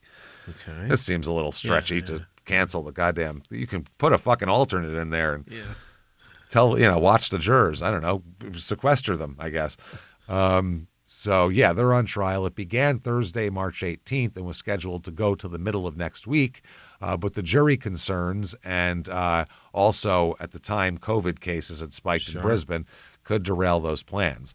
The judge said the concerns were sparked by while Anthony Draper, the third, that's the boat driver, the third person accused in the case who pleaded guilty, gave evidence against the Baggaleys. They said during the evidence of Mr. Draper, there was a concern that there was a group of young men in the gallery who were staring at the jury for extended periods, and that at least some of the jury felt the intensity of their stares. Intimidating them. Yeah. They were eye-fucking the jury like they did in The Wire when they bring in a whole bunch of people, or in an old mob case when they do that. It's the same shit. That is wild. So they said, secondly, one of the jurors felt they were followed on Wednesday evening when they were walking to the Roma Street train station. They said, despite changing course, that juror felt that one of those persons was undertaking the same course that they were and that they believed they were being followed. They said, as I understand it, those concerns were shared among the jury. It's clear that this is an open court and people can come and go. If people are staring at jurors, that's a concern, and I will be more vigilant, and so will be the bailiff. For sure. Yeah, I got to come over and fucking clock that guy in the head. What are you staring at? But what if it's just she's hot? Whatever. Yeah. I mean, don't beat me. She's hot. Juror number 7 is fucking smoke show. What do you want? Can't stop looking. Yeah. Can't stop looking. They said, we can't know who these people were associated with. This is the judge. They could have had something to do with this case. They could have nothing to do with this case. They could have something to do with someone who has given evidence. So you can't make assumptions about why they were staring or who they were associated with. On the first day, I said how important it was that you brought a completely impartial mind to bear on this case. If for any reason any of you feel that because of what has occurred you can't be completely impartial and be seen to be completely impartial, I would like you to write me a note. So the jury was sent home early on Friday and would have the weekend to consider whether they could be impartial. Okay. Just ponder that for a couple Sit around days. and think about that for 48 hours? Apparently so. Yeah. Depending on how many of the jurors returned on Monday and told Justice Lyons they could not be impartial anymore, the trial might be aborted and a new trial with another jury held later in the year. Right. Okay, wow. Instead, on March 29, 2001, 3 people described only as young men have been identified and banned from the Brisbane Supreme and District Court building after the jury involved in the Baggaley brothers trial claimed those men were staring at them for long periods of time. Oh. So they figured out who it was. One of the men who came into the public gallery last week was also accused of following a juror from the courthouse to the train station. So that is not good. Yeah, I guess there was a risk the jury would be discharged on the Monday, but they came back and they were fine. The investigation of the identity of the 3 young men in the public gallery gathered speed at the weekend, and by Monday they had been identified. Justice Lyons confirmed with the legal counsels involved Monday that there had been no applications made to discharge the jury. So no juror said they can't be impartial. Okay. He said the safety concerns that were raised have been looked at and the investigation is ongoing, and we don't know why the persons who were thought to be staring were here. If they do come in the courthouse again, they will not be allowed to enter the court building. So those 3 persons have been identified and will not be allowed back in the building. You should feel content that these arrangements are made. It's a very mob boss thing to say. You should feel happy that I've done this for you. You're welcome. So you're welcome for that, by the way. The jury safety concerns were sparked by the Anthony Draper whole deal here. The group of young men and people being followed and all that kind of shit. Now, April 1st, 2001, here it's going to be verdict time here. They are both found guilty. Okay. By the way, they showed footage captured by authorities in the air and on water, showed the men in a dramatic high-sea chase and Drew throwing dozens of bundles overboard before finally being apprehended. That is fucking hilarious. That's so funny. So anyway, they pled not guilty, but they're found guilty. Nathan said about the boat, quote, this is amazing. He said that he purchased the boat with money given to him by Drew, but he was told he only was buying the boat because he thought it was going to be used to start a whale watching business. Oh my God! Where they serve orange juice on the boat, full of steroids.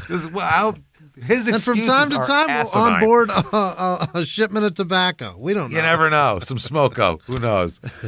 This is goddamn ridiculous. What an idiot. a whale watching business. He said, I had no suspicions whatsoever that it was going to be used for anything like this. Wow. I had no idea any of this was going on. What a dum-dum. I was waiting at the shore. So when they pulled up with hundreds of kilos of coke, you wouldn't have noticed that? You would have said, wow, did the whales give you that? Right. Is that what you said? Was that whale food you loaded up to take out there to chum the waters? He also denied using an encrypted messaging application to contact his brother while he was out at sea. Drew told the court that Draper was the orchestrator of the plan, and he only thought it was involving importing tobacco.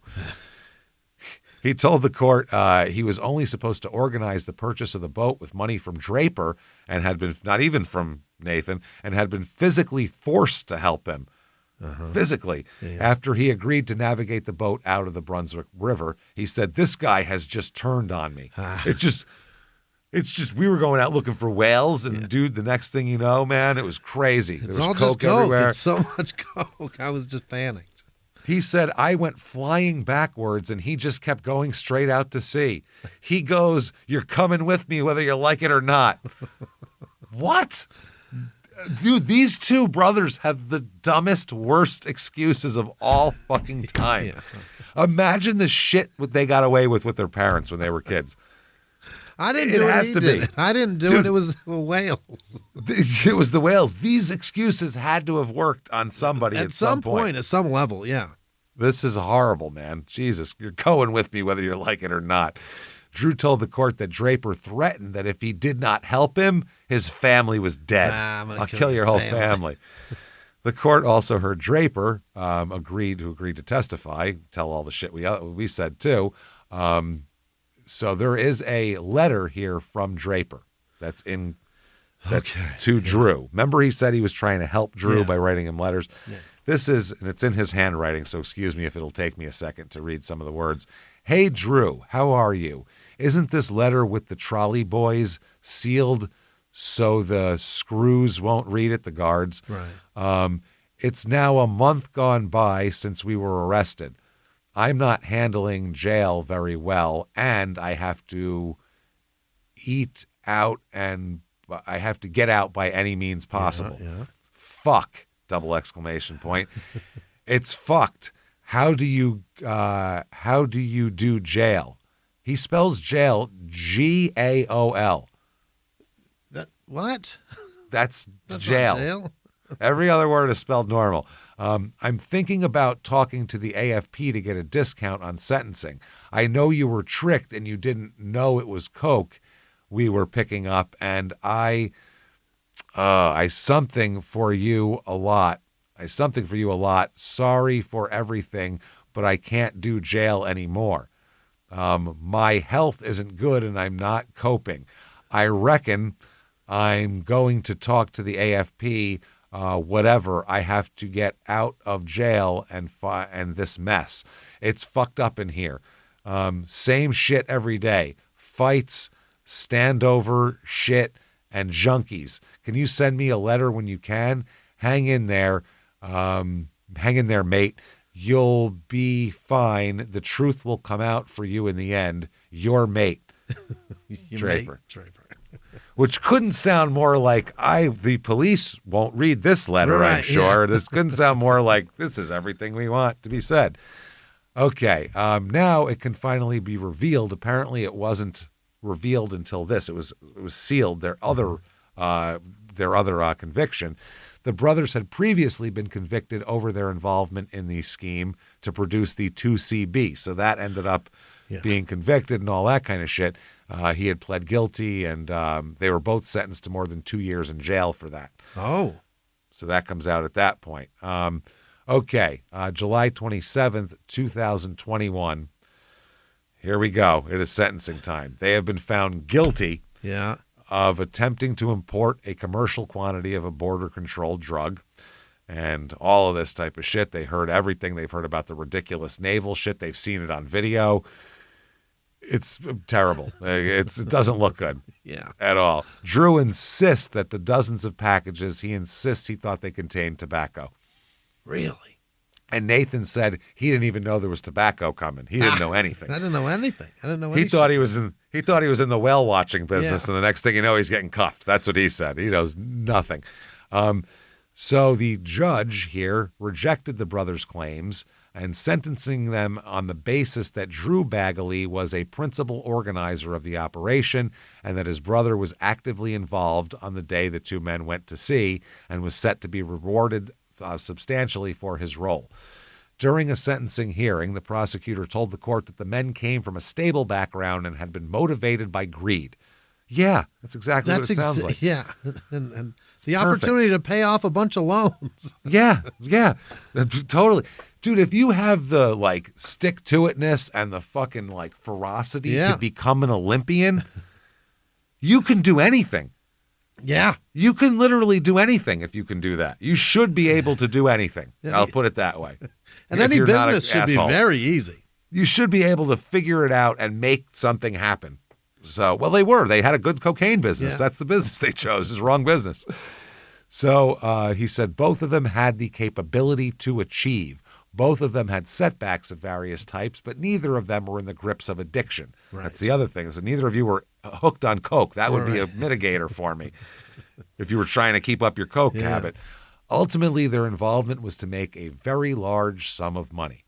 They both have extensive criminal histories, as we've discussed in the last hour and a half, in all of the drugs and everything like that. Both have served time in prison over drug-related offenses, so they said Drew has spent more than 11 of the last 14 years in jail. Wow.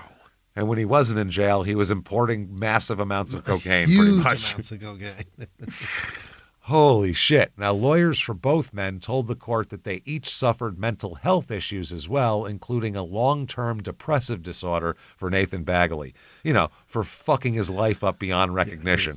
Disaster time, yeah. What did Ellsworth say on Deadwood? Flattered and hammered shit is what he's done here. Drew is sentenced to, you, sir, may fuck off 28 years in prison. Holy fuck. With a non-parole period of 16 years. I thought it was tobacco?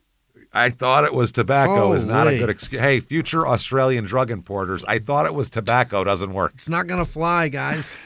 That's not going to fly. And then our guy, Nathan here, he is sentenced to, you, sir, may fuck off 25 years in prison. Holy shit. And will be eligible for parole after 12 years. He's going to be almost 50 when he gets out. He's going to do it again, right? This is all he does. That's all he knows how to do.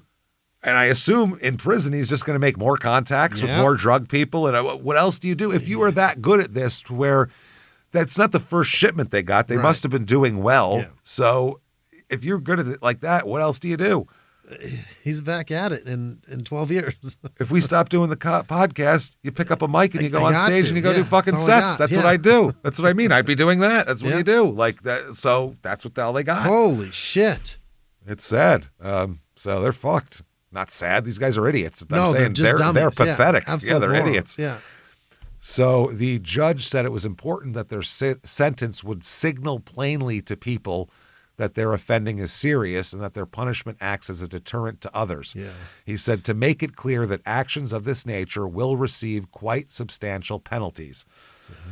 And the judge also said she accepted that neither of them were at, quote, the apex of drug distribution hierarchy, but that both played an important role, and said your motivation was clearly for financial gain. They're not at the apex, but they're right in the midst of it all. They're right in the asshole of it. $200 million of cocaine is certainly apex. That's a lot. It seems like a lot. You're close to it. Wow. Now, Nathan, he goes to the Court of Appeal, and now he's representing himself. Nice. He has turned into a full-fledged crime and sports lunatic. I never thought we'd get this much crazy out of a canoeer. You know what I mean? Man. Nice job. Kayaker. Yeah. He is accusing his legal team of incompetence by not passing on his appeal instructions correctly to the main lawyer, apparently. He said, for the past 10 months, arguments that I wanted to proceed were not advanced. He argued that 3 phones he was found with did not prove he was behind the encrypted account labeled, quote, Thunderbutt. I am not Thunderbutt, is what he said. Thunderbutt. Holy shit. Yeah. Thunderbutt. That is amazing. What was the name of the thing? Is it Thunder Gun from It's Always Sunny? Oh, yeah. Yeah, I think it is. Oh, it was, shit. Is it Thunder Gun? It's Thunder Gun. Is it? I don't even fucking remember now. Thunderbutt. That's pretty good. I am not Thunderbutt, Your Honor, is what he had to say in court. This is the account that communicated with Drew and Draper mid-voyage. Yeah. He said he unlocked the first phone for police, and it did not have encrypted messaging apps Wicker or Threema, which had been used to orchestrate the drug plot. Nathan also unlocked a second phone, but said he couldn't open Wicker or Threema. Couldn't open it. However, he said this phone was not used in the crime because it was found to have not been used for months. A third phone, an encrypted cipher phone, and ciphers with a capital, so I assume that's a brand, was not unlocked for police, but Nathan claimed that phone could, quote, could not make calls, make text messages, or download other apps such as Wicker or Threema. Then what the fuck was it for? Right. You can't download apps, make calls, or text. What can you do with it? What do you do with that phone? So it's a camera? Yeah. Is this a camera, you said? It's a Nikon? It's not even a phone? Is that how you listen to the radio in every country? Right? That's it? Oh, Jesus. A fourth phone police believe might have been linked to Thunderbutt has never been found. Police allege Nathan could have disposed of it before he was searched.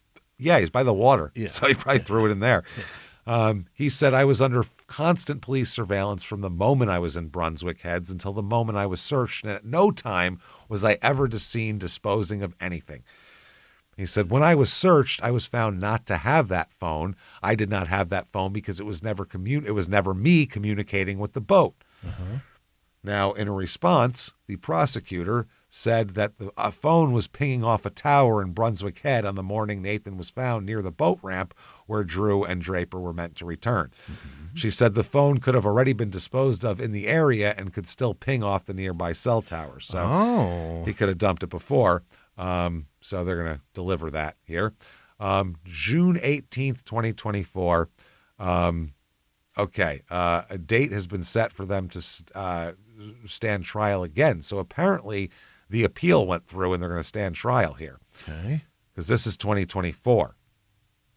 The brothers had been sentenced. Both men have since won appeals over their convictions, with the Court of Appeal ordering retrials. He's on a boat throwing cocaine into the ocean. I want an appeal. What the fuck is happening over there, guys? I didn't know you guys What are were you taking doing? all this tobacco so seriously. Wow, this is fucking wild. So during a brief review of their cases, they did a new trial date here. Nathan Baggaley's lawyer said that the further pretrial hearing would be a substantive matter, and the latest developments follow Drew's bail application in the Supreme Court being rejected. Despite offers of a $50,000 surety, Supreme Court Justice Melanie Hinman found that Drew was a potential flight risk. Yeah, he'll get on a boat. And would risk breaching his bail conditions if released. The court was told Drew was also facing fresh charges related to allegations he possessed a contraband mobile phone and flushed it down his cell's toilet. Okay. That's a goddamn good toilet if it can take a phone. He has indicated he will fight those charges as well. They can't take any responsibility. None. Drew and Nathan's charges of attempting to import the drugs here, that was in 2018. Nathan is alleged to have purchased an inflatable dinghy, fitting it out with $10,000 worth of equipment, communicating with his brother over an encrypted phone using the alias Thunderbutt. Now, it also alleges the dumping in the ocean, yada, yada. Okay, now, in an appeal, Drew's counsel argued a miscarriage of justice occurred due to the trial counsel's failure to adduce evidence relating to Drew's alleged ownership of a phone. The court was told Drew believed the packets contained tobacco. The judge addressed this during the recent bail application and how it was a vital part of the evidence. He said the applicant will give evidence at trial, among other things, that he thought parcels contained tobacco, didn't know it was cocaine, the relevant phone was not his, and he's not the primary instigator of the importation plot. He was dragged out there. Yeah. Now, October 17th, 2024, Nathan is going to plead guilty to 1 count of attempting to import a commercial quantity of drugs. He pleads guilty, and so does Drew. Same charge. So they probably got a lesser sentence, basically. Yeah. The judge said they're going to find they need to have attorneys available for a sentencing hearing here. So they are returned to custody ahead of sentencing, though.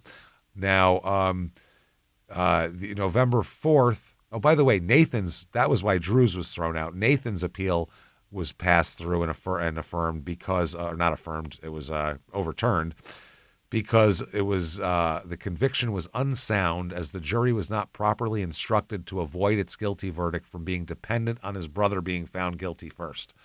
Oh. Okay. Either way, he's guilty now because he's fucking pled guilty. So this is the crazy part. They're resentenced again here. Oh, man. They're going to be sentenced first, as you remember, 25 years in jail and 28 years in jail. Yeah. This time they are resentenced, and they said the court was now unable to prove whether either brother positively knew they were involved in the importation of cocaine specifically. However, the brothers ultimately accepted their role in the failed drug plot by pleading guilty to the charge. So they are going to, by the way, the packages were 30 packages measuring 50 centimeters long, 30 centimeters wide, 25 centimeters high, wrapped in plastic bags. Seems big. Bricks of Coke. Yeah. Big bricks of Coke. You've seen them. Square groupers, as they called them in Florida. So, yeah, they talked about how they picked them out one by one and sentenced to flee and all this shit. So, Draper, by the way, was sentenced to 13 years in jail for this. Now, while this is happening, they are going to be sentenced again now, obviously. Their sentencing is going to come through much different than before. We'll put it that way. Okay. Nathan's role, this is what the state or the fucking island or the head kangaroo or emu or whatever the fuck said. The region? They accepted that Nathan did not know Draper. Oh? And said Nathan's role is succinct in the sense that he was on standby on shore and was involved in a short period of time. It was his boat, I thought. Right. They said Drew's lawyer told the court that his client since pleaded guilty to profoundly different allegations made against him by the Crown, and earlier sentencing remarks are irrelevant. He said that his client had a reckless state of mind for a period of 2 days for the criminality of involvement. He just lost his mind for a couple days, decided to import $200 million worth of cocaine. I got to watch myself to make sure I don't do that every once in a while. I just lose my mind. I'm like, I'm going to import hundreds of millions of dollars worth of cocaine. I think I should do that. He said his client should serve a head sentence of 15 years, but be granted immediate parole as of Monday, allowing Drew the opportunity to apply through the correct channels. Okay. Nathan's lawyer said his client should receive a similar head sentence to that imposed on Draper, which was 13 years. So the judge ordered both brothers to be eligible for parole on Monday after they've each served 1,969 days and 2,787 days, respectively. 6 years? Yeah, basically. So they said that the judge said he accepted the submission that the facts are profoundly different compared to the brothers' 2021 hearing, and said the size of the importation nonetheless is a very relevant factor in his sentencing. So buckle up. We'll have an update soon, I'm sure. If they're both out on the street, I assume. Now, I can't find, there's no memorabilia. There's no, signed oar on eBay or anything. Not a lot of boats. Not that stolen one out there somewhere. Signed kayak or anything like that. There also is no Nathan Baggaleys at all. Wow. None. No mistaken identities, which is one of the first times that's ever Amazing. happened. And there's no net worth, but anywhere from 0 to 500 million, depending on the day, would be his net worth. We don't know. He's got a shitload of coke on him. Never know. So There you go, everybody. There is an Australian canoeer. How did he do it? And how is he such a fuck up? Yeah. We've had huge fuck up guys that we've done, and there's not this much fucking up in it. Unbelievable. He is at the king shit of fuck up mountain. Kidding. This guy is. Wow. He is a mess. So there you go. If you like this show, and you know what, for Christmas, do it for us. For Christmas, tell everyone. Yeah, get on whatever app you're on. Give us 5 stars. It helps so much. And so thank you for doing that. Make that hear jingle bells as you do that and going off in your ears. Also, follow us on social media at Crime and Sports on Facebook or wherever the fuck we are there. Do that. Find us there. Definitely head over to shutupandgivememurder.com. Get your tickets for live shows. Small Town Murder live shows are all on sale for 2026. Right. There's a bunch. I'm going to read off the cities quick because we have a lot of shared listeners. We kick it all off in February 21st in Nashville. So get there. That is Jimmie's birthday weekend. So come help us celebrate that.